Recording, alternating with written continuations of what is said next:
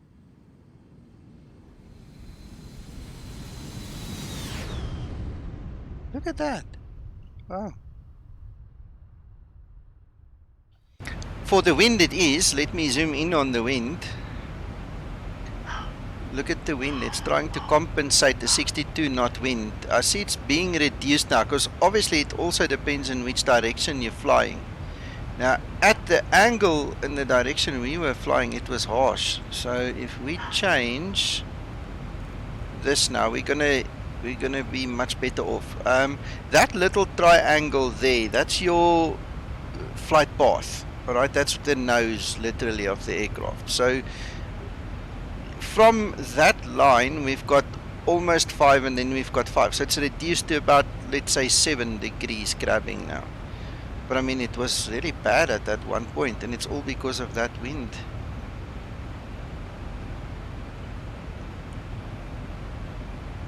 Wow. Hey, very good morning.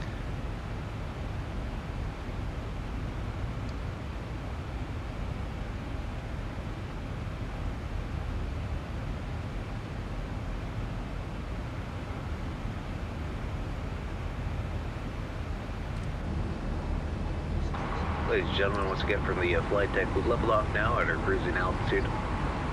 We're going to go ahead and turn off the fasten seatbelt sign. I'd like to kindly ask if you are staying in your seats to keep those seatbelts comfortably fastened for your safety. Onboard computer showing an on-time arrival, no ATC delays either. We're going to stay quiet up here, have you enjoy the flight and the service. Once again, welcome aboard.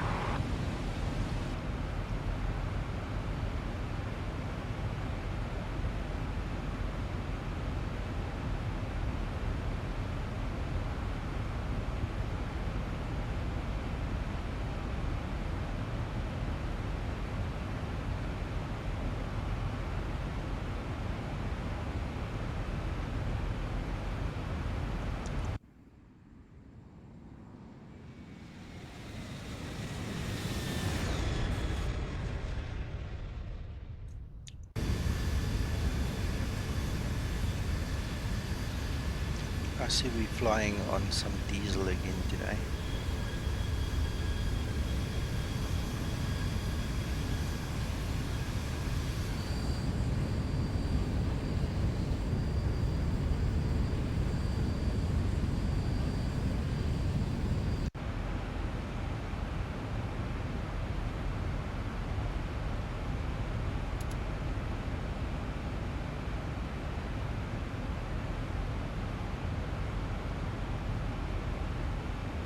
Right, top of descent, 90 nautical miles. We might as well prepare ourselves for that one.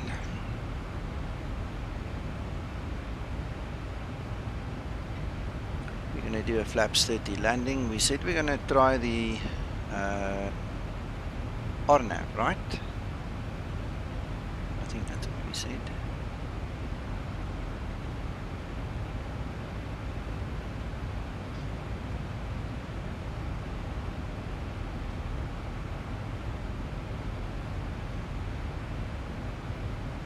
Yeah, RNAV, right.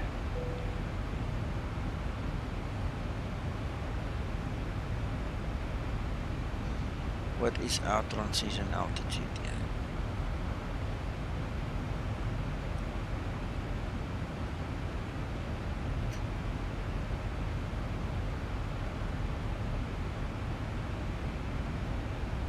$6,000.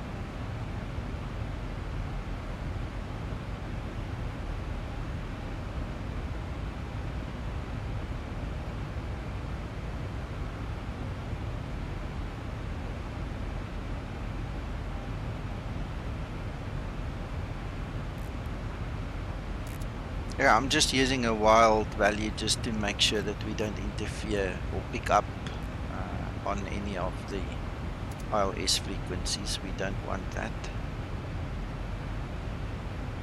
And then we're going to put in the RNAV. Sorry, then we're going to put in ILS for runway 04, but we don't need that. We don't need that. No, it's not necessary. Good idea for a backup, but we don't need it.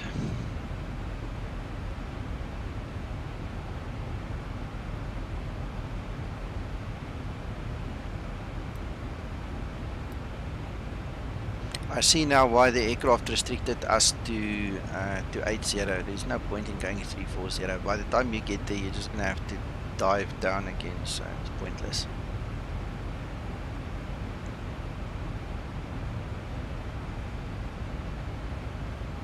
Right, let's get the weather. Need to grab a pen as well, so I can just write down.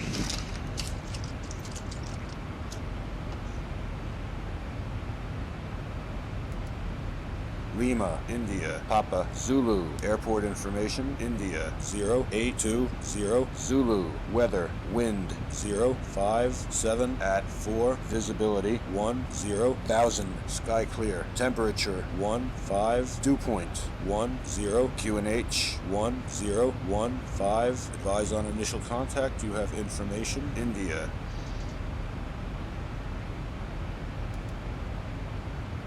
Lima,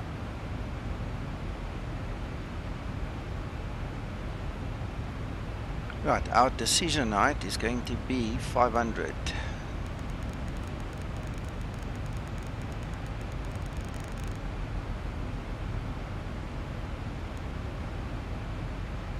And QNH 1015.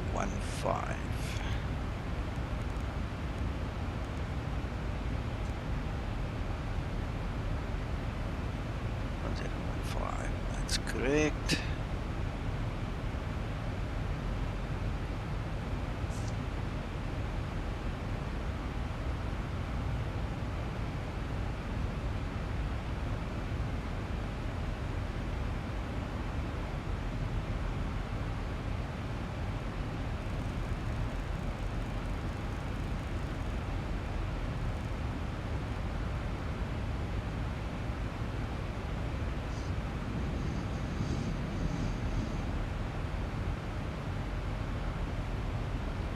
Wow, PRM, you are a lucky man to have a full-size cockpit. Wow.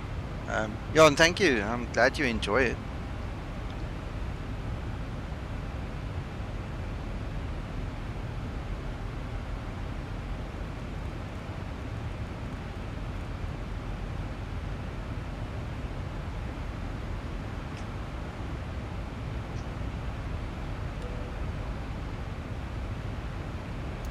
I'm sitting here talking so much, I never even do the basics. Goodness.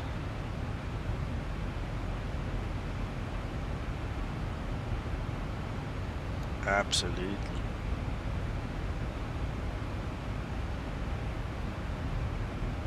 I met a guy the other day who actually makes full motion flight simulators, and he stays quite close to me.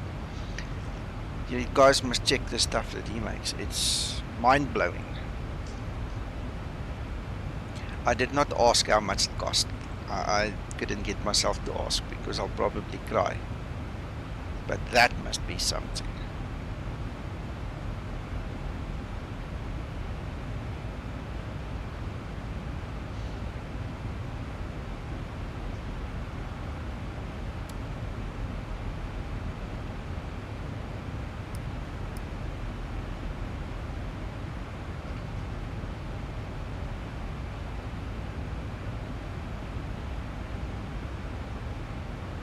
See what that running on the one engine does. It uses up a lot of hundreds of kilograms there, 400 kilograms.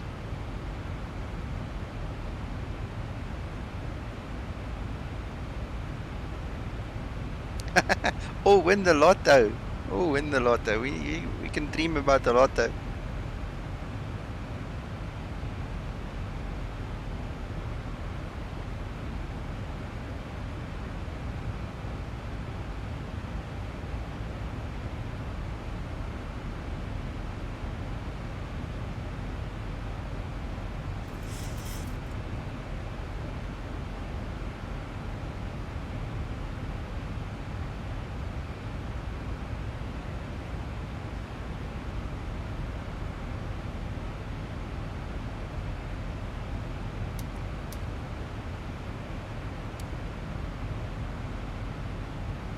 Alright, so they are probably not entirely exactly balanced, but that looks a bit better.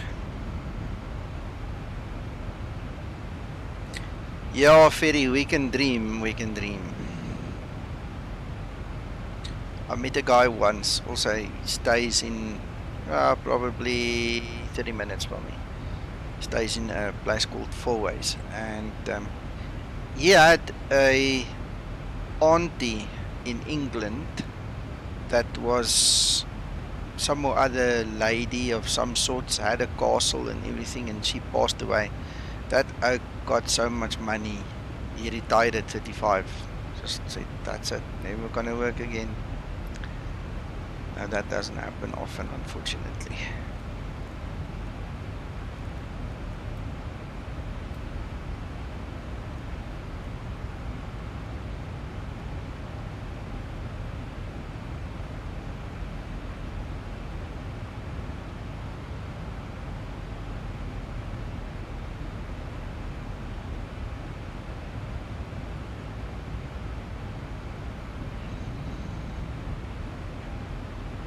Throw us a picture, show us what it looks like. If you can throw a link or something. Where did you put that? I missed that, obviously.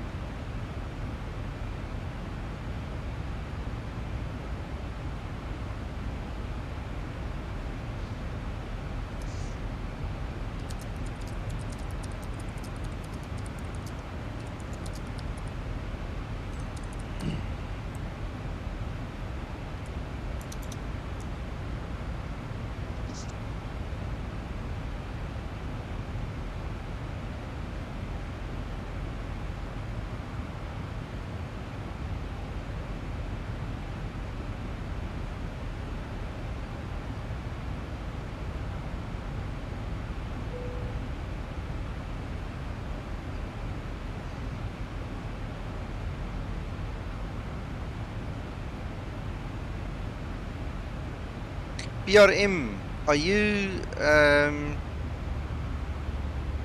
talking about this one on the Zibo group that you just posted? Gee, my maat.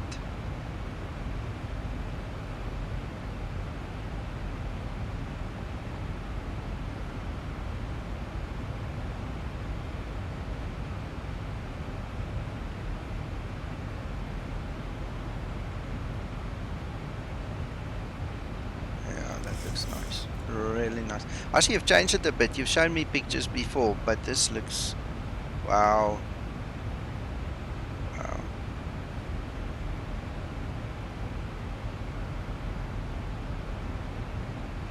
Very, very nice.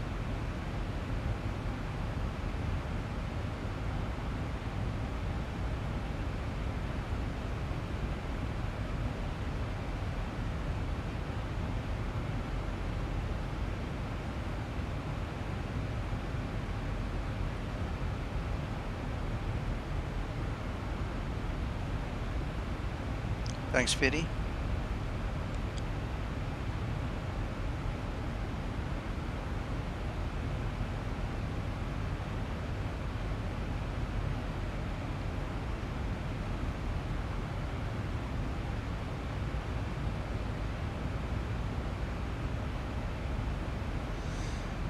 Yeah, stunning, stunning.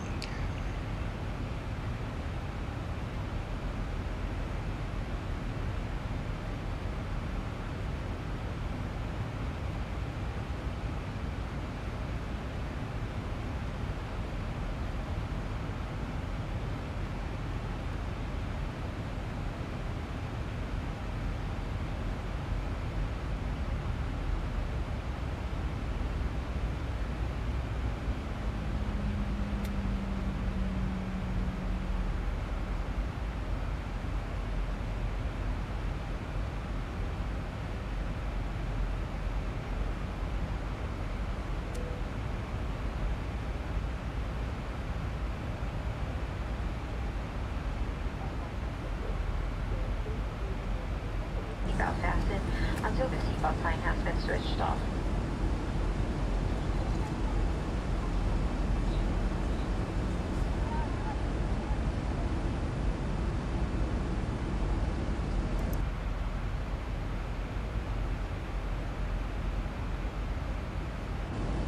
folks from the flight deck. We've started our descent. Should have you on the ground in about 15 minutes. Want to thank you so much for your company and business, and hope to see you again with us sometime very soon.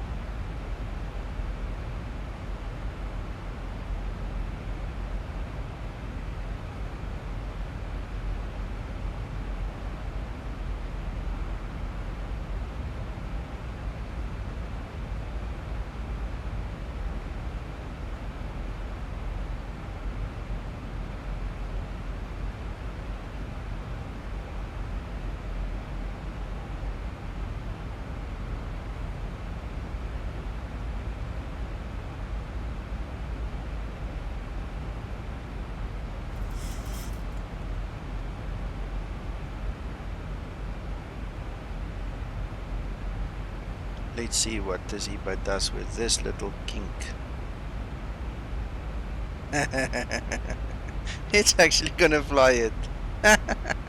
Oh, that is so artistic. That's so cool. I wonder why it would do that. This is fun.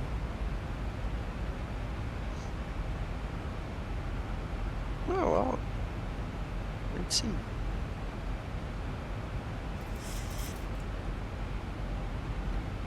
Excellent, excellent. I don't know this area that well. Hey, Flavio, thanks for the comment there.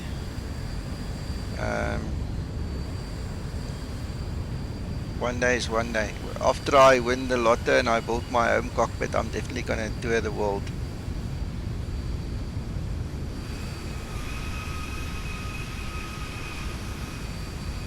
Oh, this is so artistic of the Zibo today.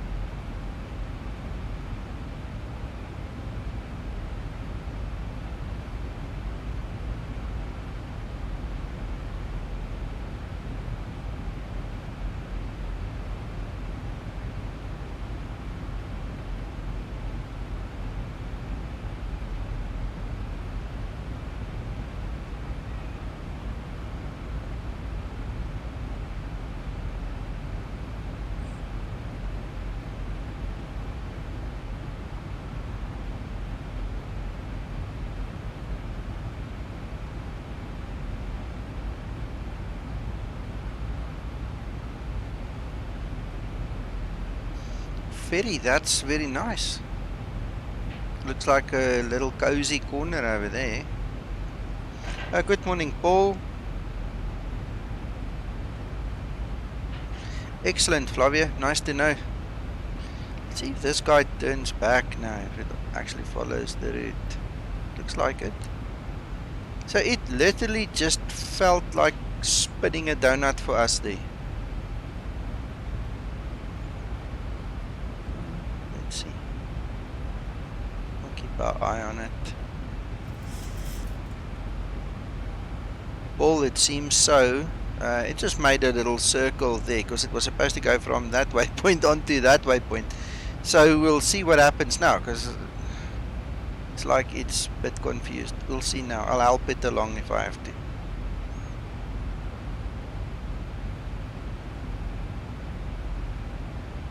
We really don't want to be stuck in a circle the whole time.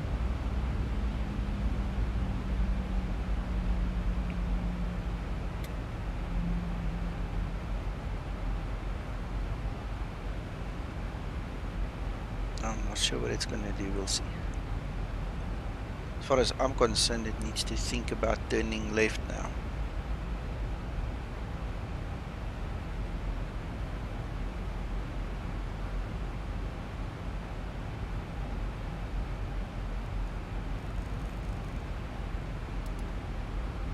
Nope. Alright, so it seems to be stuck in that little position. So I'm just going to help it out quickly.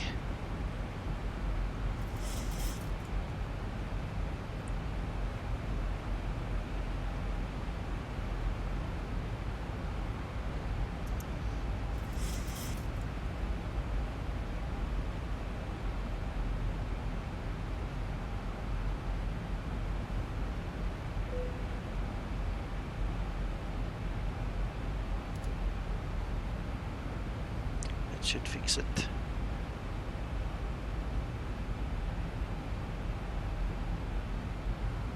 Looks like it. Let's get our lights back on.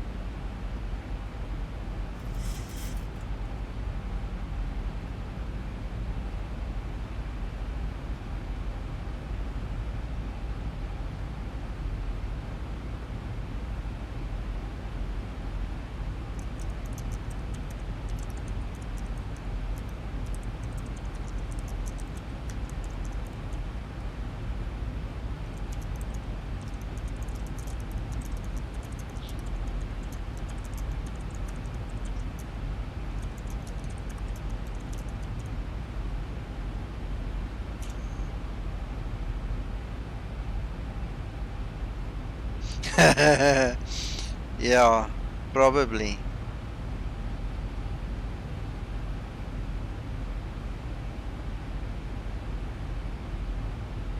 Yeah, I think so.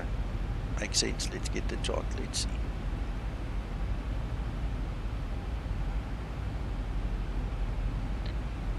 Lauren Eknor. Eknor is actually the last point. From Eknor you step down to Papa Zulu 711 and then that's where the glide slope begins.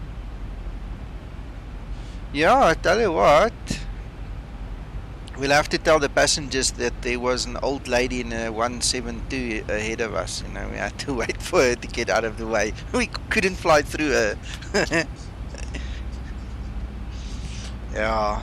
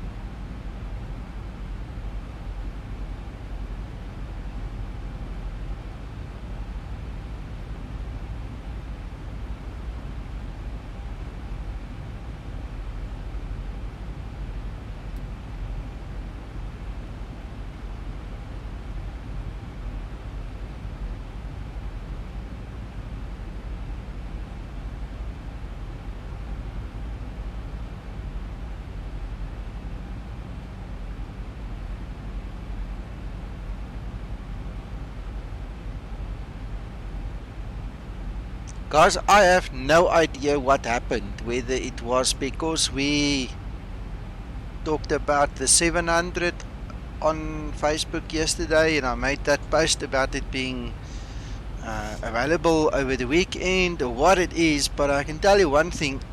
We have had almost 50 guys join us overnight. It is crazy. I'm sitting here every 5 minutes allowing another 5 or 10. Overnight we had 20 just in 5 hours that I wasn't awake, and then it's just continuous, probably 50 already just today.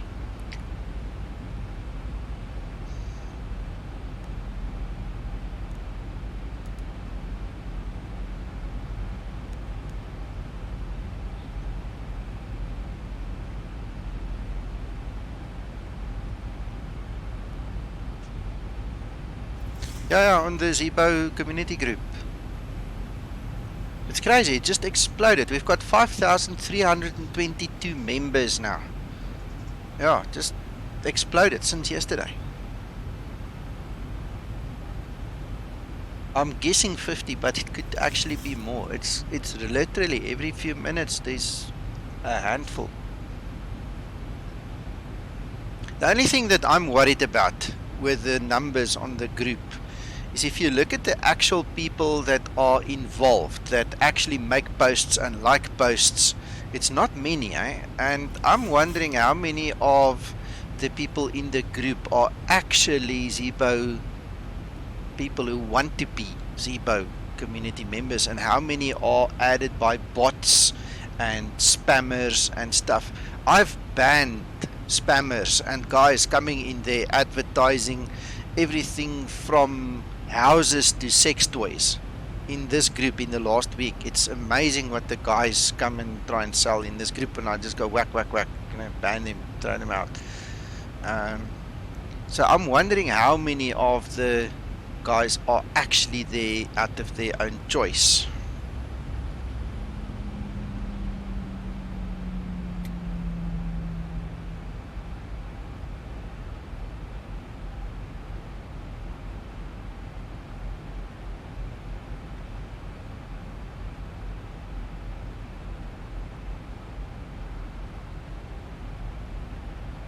Yeah, we do the same.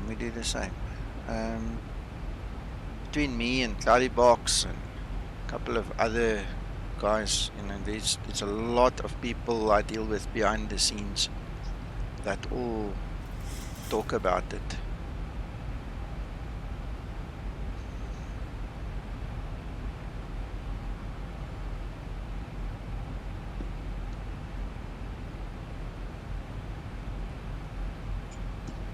Right, so here's the fun part. It's coming closer.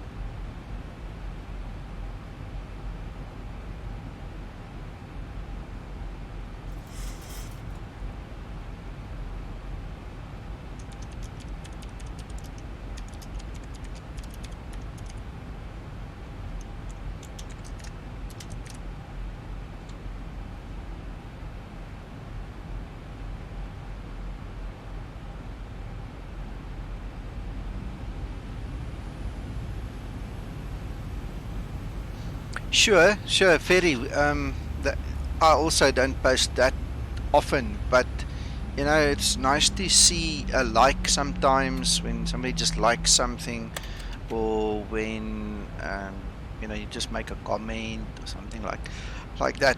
A while ago, Facebook gave us tools, which they've taken away now again. I don't know where to get it. But basically, they checked if you actually click and come into the group, because the theory is if you don't bother to click on the group in a 30-day period or whatever the time span was, I think they measured it over 30 days, then you probably have been added by a bot and you are not there out of your own desire. So they removed a lot of guys out of the groups, in all the groups that I was involved with. But for some reason, we don't have control over it. I would have liked to have a magic wand and say, okay, let's look at the analytics. If the guy doesn't visit the site once in 30 days, let's expand it to maybe once in 60 days. If he is not bothering to come and look what happens on the site, then he shouldn't be there, and then we just throw him out. But we don't have that power. So now we're sitting with 5,322 members, but in my mind, I'm wondering if 50% of them are actually there because they want to be there. You know what I'm saying? So it's nice to have the numbers, but I'm not sure how many are genuine.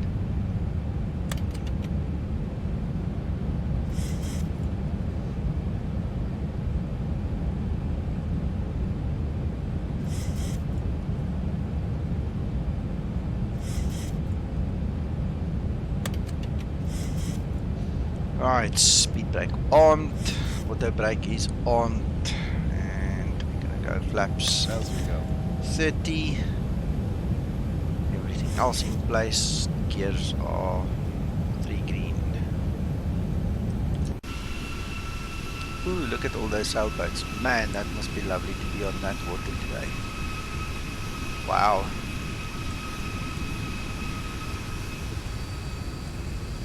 Ooh, look at the trains.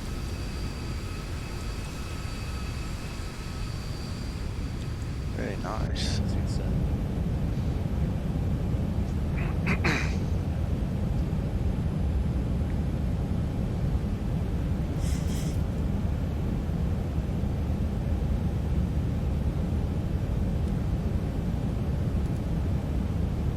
Oh yeah, it looks fantastic. Approaching 0, 4 left. Looks super stunning. Approaching minimums. 500 minimums.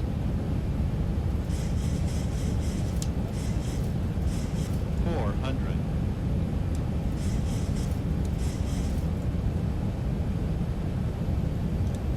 300.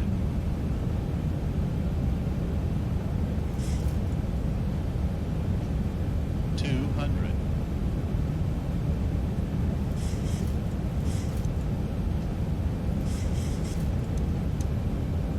100. 50, 40, 30, 20, 10.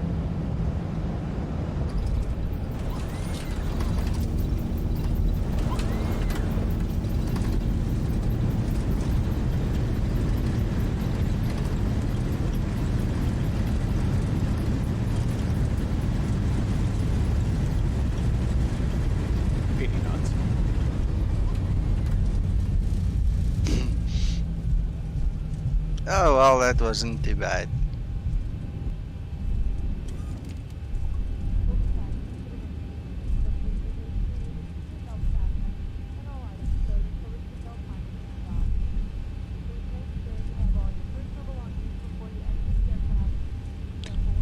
It's actually part of the Benny overlay that gives us the landing right over there. I tried Fly Live, but I didn't like it. And then I actually met Benny from Benny Overlay. What a nice guy. I mean, he's so approachable and so nice. I just hit it off with him. You know, we've had some good conversations. And so I'm happy with what I've got with that. I don't need to change now.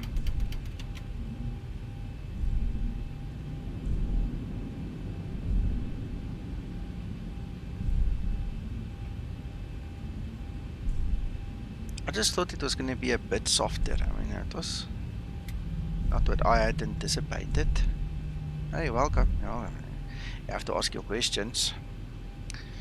Right, before we go anywhere, let's have a look, see what this is going to show us.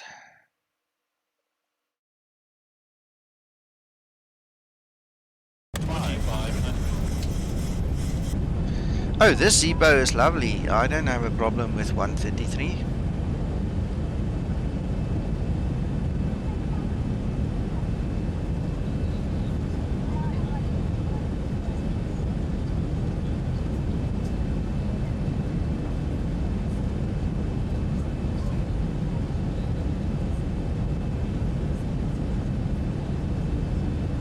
I'm actually, Liam, to be quite honest, I'm waiting for this new model with the proper ASU, just because I've spent so much time with it. I mean,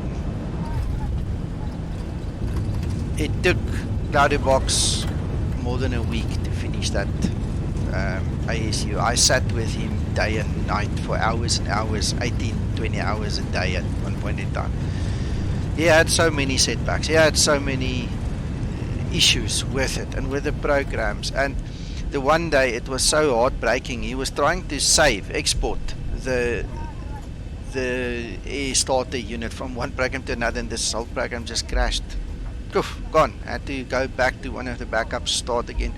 So I've spent a lot of time with him on that, and I'm seriously waiting for that model. That's going to be like my baby, you know, because I was there. I was, you know, one of the guys watching. John was there and a couple of other guys as well. It was a story and a half, eh? Yep. Dankie Johan.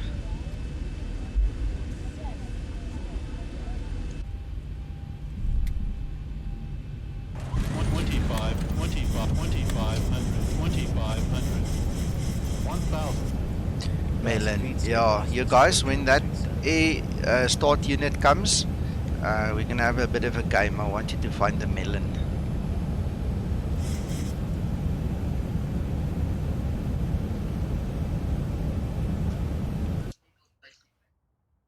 We had lots of fun with the melon, I tell you. Yeah, he's gone the extra mile, guys. Honestly, man.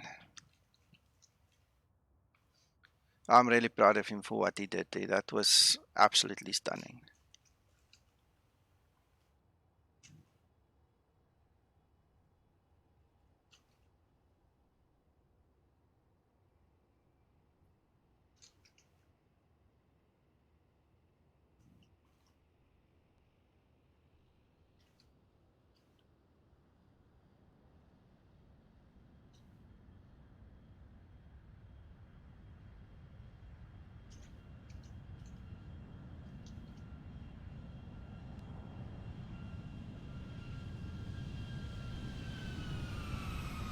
Wow, that looks nice.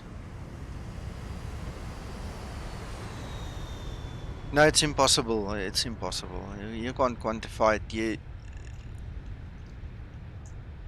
You can just, you know, lift your hat and say thank you. And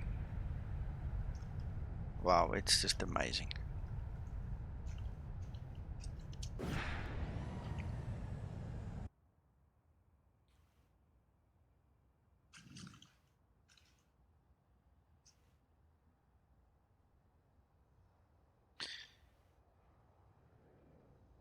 Okay, Yoki, enjoy. Thanks for being here. Thank you so much. I'm going to end the stream in another minute or three. So I just want to watch a couple of these replays like customary we do always. So have a good weekend. Man, that looks so nice.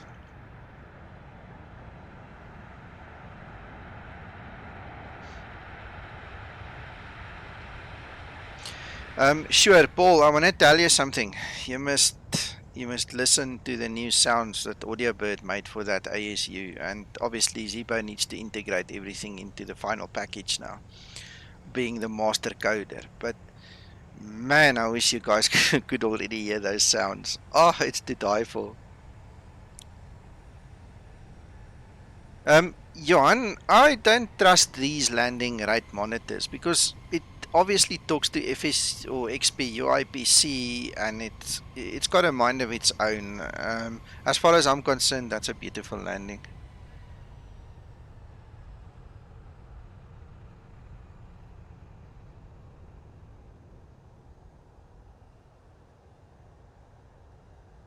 Right, okay.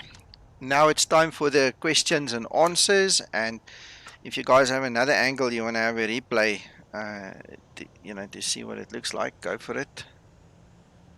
Yes, you did, John. You did. This actually looks like very neat scenery. I think this is also a TDG freeware airport, if I can recall correctly. That guy does a wonderful job.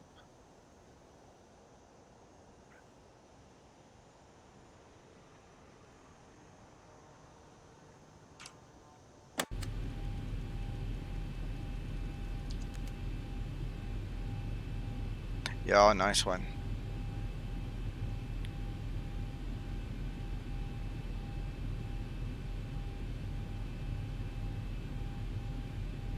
John?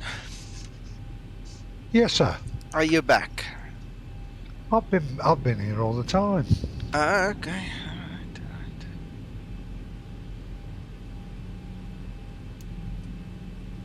So you say that was rather sweet? It was very sweet. I tell you what, are we on air or not? Yeah, we are on air. Okay. Is there any... Are you aware of any work towards flaps vibration on landing? Because that seemed to be lacking it. No, I'm not aware of any work regarding that, but I don't think it's a priority. if it gets... No, you I'm know. not saying it's a priority. What I'm saying is, when you did the rerun there and you concentrated on the wing, it just struck me watching the wing. There's little or no vibration whatsoever coming out of the flaps.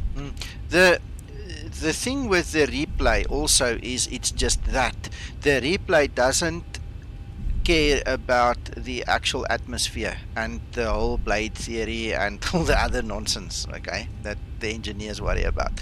Always remember that the replay is not as detailed as if you were doing it in flight. So what we need to do maybe is you and I need to go sit at some point in time maybe on Twitch, you know, and just do a circuit, and then instead of landing from the cockpit, we try landing it from that passenger side so we can actually see the wing and what it does Yes, please. I would during appreciate flight, that. because the replay is just a replay. It doesn't give you all the bells and whistles and the nice to haves. Paul, the issue with the mystery circles, I think, is very simple. It's just a mathematical equation gone wrong somewhere. I don't know, because I've never experienced it. This was my first time I've experienced it today. So the next time I speak to Cloudybox, I'm going to ask him, okay, do you know? If he doesn't know, he's going to ask Zibo, and then Zibo can explain to us. But I don't know what the big mystery is. The thing is, it got stuck. It made that little circle, and instead of breaking free, it just continuously wanted to be inside of it, which is obviously a problem. Oh yes, yeah, Johan says we can do an auto land, then we don't have to land it from that position, John. Then we can actually look at it very nicely. Let the aircraft do an auto land for us, and we sit at the window and watch. But do we not still have issues with ortho? No, it's not with ortho. We'll go sit at an airport like EGCC, like we did the last time, where we know it works, and then we'll just disable the runway contours and let it land. Sounds good. Yeah, but I'm not going to do it right now. We'll do that, you know, in the week or so.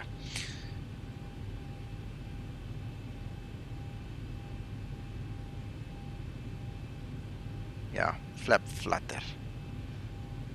Alright, parking brake is set. Let's get the APO on the bus. Come down.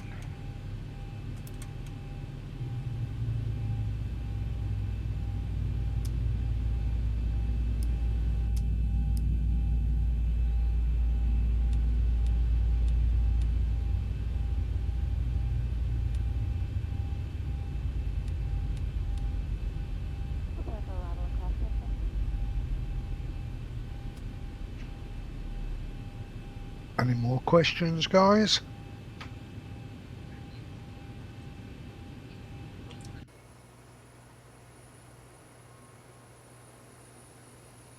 Lovely, lovely, lovely. We made it.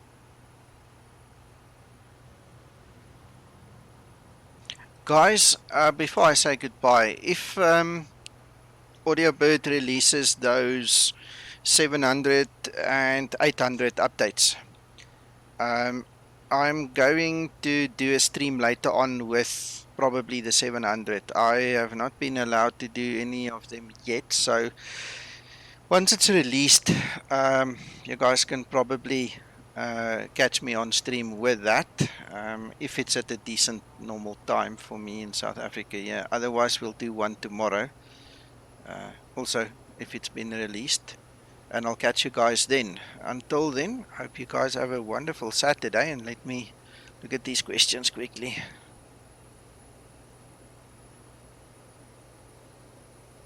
Paul, all I did was I used heading select to point me into a proper heading for the next waypoint so that we have an intercept heading. Once we were on the intercept heading, I went to the legs page, I clicked on the next waypoint, which was in front of me, activated that, and then went back to LNAV, and the problem went away because it obviously clears that circle. So that's the way to do it.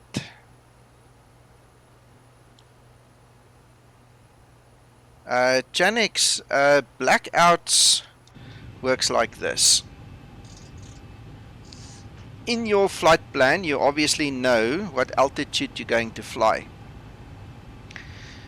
And in order for you to not die and get hypoxia and die then, you need to set up these controls properly, these ones. So what you need to have is your packs need to be on auto. Actually, they were on auto there. Alright, your isolation valve needs to be on auto. And your engine bleeds need to be on. This one is going to be off in the air, but we're keeping it on because we're on the ground now. Okay, so once you've done that configuration correctly, you need to have your flight altitude correctly set up. There's no point in having 28,000 but we're flying at 30, because then it's not going to work. You have to have the correct altitude set up, because this is from this setting that it's going to actually do the cabin pressure. Alright. Then your landing altitude needs to be appropriate as well, because that's going to give the rate at which it's going to inflate or deflate the cabin for us. And then you need to have this switch on auto. If this switch is not on auto, you're probably going to die as well, because it means that you're going to have to manually open and close the valves and do all kinds of funny things. So you don't want to do that. So what I can suggest is, if you go and look below this video, there's a link to my private hangar, guys, for everybody involved. And on stream, go to my private hangar, go to the Zibo folder and download one of the checklists. There's a basic one if you just want to get going fast and you don't want to do all the added extras of your first flight and advanced stuff. In there it tells you exactly the sequence of what all of these things need to be, so just follow the checklist. Alright, and then you shouldn't have any issues. Nico, quick one. Yeah. Cruise altitude 36,000 feet. Yeah. You're suddenly told to do an altitude change by another 2,000. Going up or down? What? Up. Up. So what happens? Yeah, to go up another 2,000. They'll let you up at another 2,000. With regards to your pressurization, you've set it at whatever it was, but now you need an increase of 2,000. You can do that mid-flight. Yes, you do. So what you do is you look up here. You said 34. So what you do is you go to 36. Alright, that's the first step. Your second step is you go to your MCP and you change this now to 30,000 or 36,000, sorry. Let's pretend that's 36,000. And your last step is you click the altitude intervention button. Alright, so the moment, those are the three steps. Set your altitude on the pressurization system, set the altitude on MCP, then do your altitude intervention, and the aircraft will do everything automatically. It will, in fact, if you go to your cruise page, it will change your cruise altitude automatically for you here, and it will do all the necessary calculations just by following those three steps. Yeah, I've done all that. My confusion was with regards to the pressurization. Yeah, no, that's it. Good morning, George. Just saw your message there. George, I use PFPX. I can show you guys that quickly. Give me a second.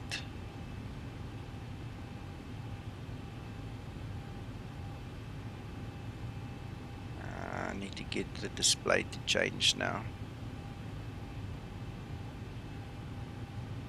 Right, so that is PFPX, and this is what I use to do my planning. So in order for me to set up a flight I have to answer a couple of questions. I have to set up my payload, my fuel. There you can see my extra times that I put in. I have to put my route in there and then my alternates. Alright, so there's extra pages that will open and show you all kinds of different things. For instance, if we go to edit, that is today's route that we flew. Alright, and then over there I can select my runways, my SID and my star and my transitions and all these things. And from there on I can then export it to my flight simulator and actually print out my OFP as well. And if we go back to our schedule, that's the OFP over there. So it looks very similar to the one you get from SimBrief, but I actually changed this a little bit because my PFPX is integrated with TopCat, so it actually gives me my performance data for takeoff and landing as well, which is what I've highlighted there. Over here I get my payload for the tablet, my fuel, and then I actually verify that my takeoff weight is exactly the same in the tablet. Over here I've got the rest of the ATC flight plan, the weather. This is real world NOTAMs, by the way. And then we've got a whole bunch of different charts that we can look at, etc, etc. So that's what I use. I use SimBrief for training when I train guys because it's more cheaper, more affordable.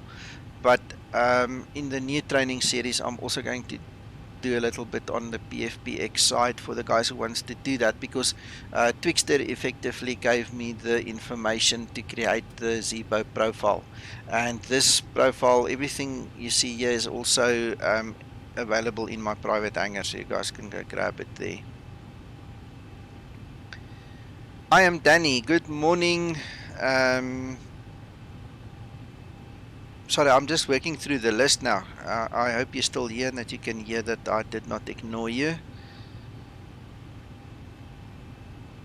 I am Danny. The only two places that you can get more FPS from is texture quality and anti-aliasing and reflection detail. So there's three places really. And if you don't have a very strong CPU, that's going to be the last one, is number of objects.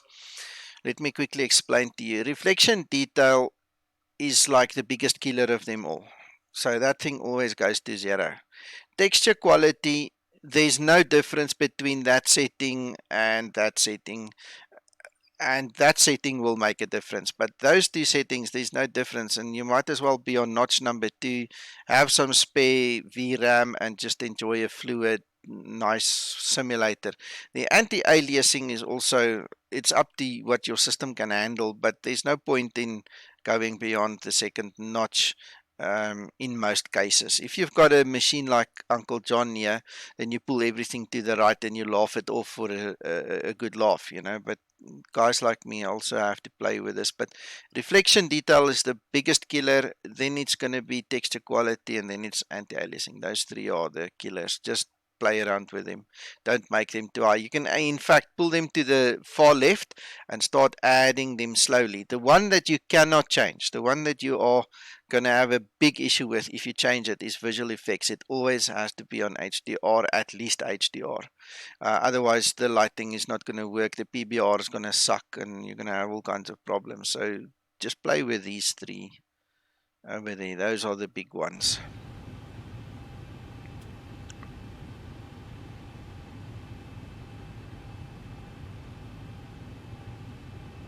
Yuan, yes, yeah. Well, effectively, that is what John said. We were talking about a step climb. You know, you have to take into account that the moment you do any kind of step climb, you're gonna have to adjust your pressurization system. Otherwise, you die.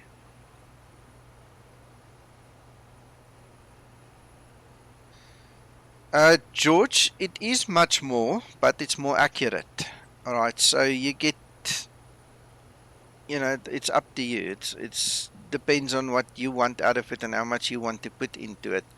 The one thing that I can do in this program that you can't do in SimBrief is this. Let me show you this quickly. I actually played around with it this morning. So we go and we plan this route, then I don't need third-party software to help me decide which SID and star to take. So if I go there and I zoom in on my airport, I know the runway that I'm going to take. So what then happens is I can then, come on man, I can then flick around inside of those parameters and I can find the SID, and the same goes for the star visually, that actually works the best. You see, if you go to SimBrief, you've got to have another application, or you've got to trust the SID and star it gives you, you know, or you need another application to determine what it is. This just really makes it fun to quickly figure out which one's going to work and which one is not, you know.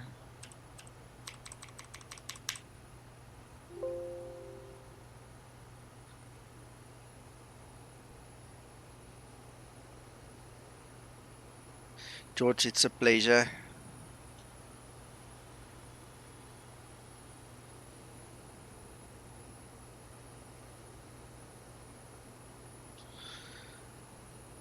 Yeah, almost like Sim Commander, FS Commander, or one of those old ones. Man, you're bringing back memories now, eh? Yeah, it's very cool. So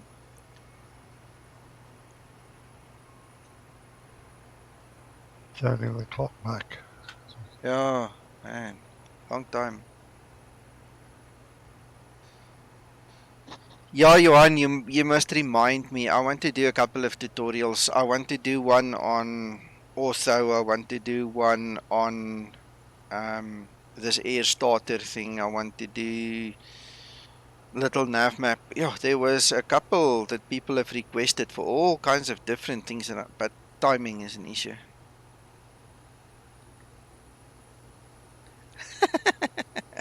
Yeah, George. Yeah.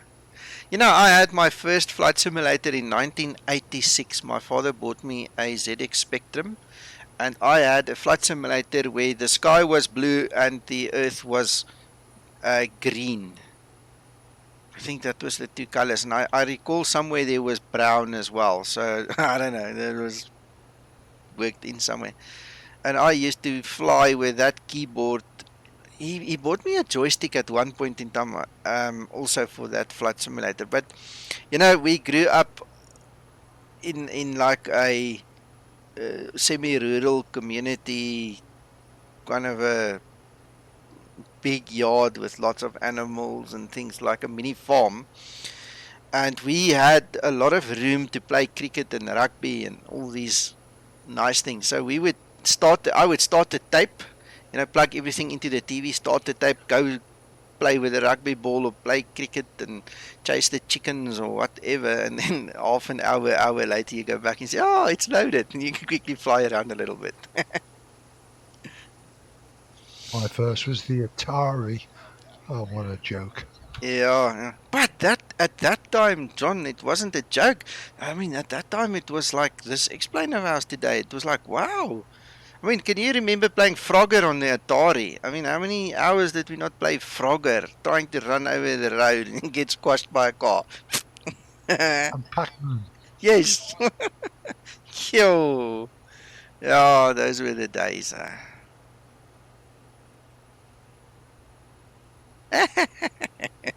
Yeah, didn't chase chickens.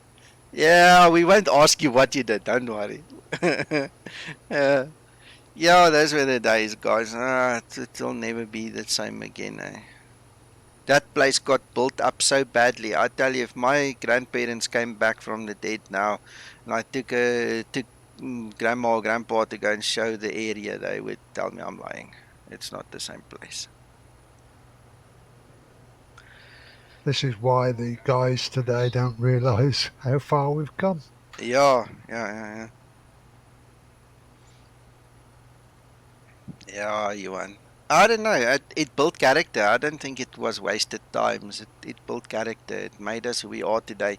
You know, if I look at the gloves that you have to put on to deal with people nowadays, and that you can't say this and you can't say that, and you've got to be politically correct. God knows I miss the old days. I mean, if somebody was an idiot, you told him he's an idiot, and you didn't worry about being charged with hate crimes and all kinds of other nonsense.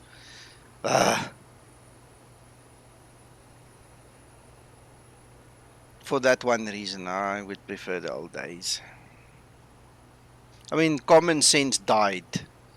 I don't know if you guys saw earlier in the week, there was a guy on the Zibo community group that actually told the other guy to use his brain. And all hell broke loose. He was branded like the biggest, I don't know, biggest what? What can you even call without offending anybody now?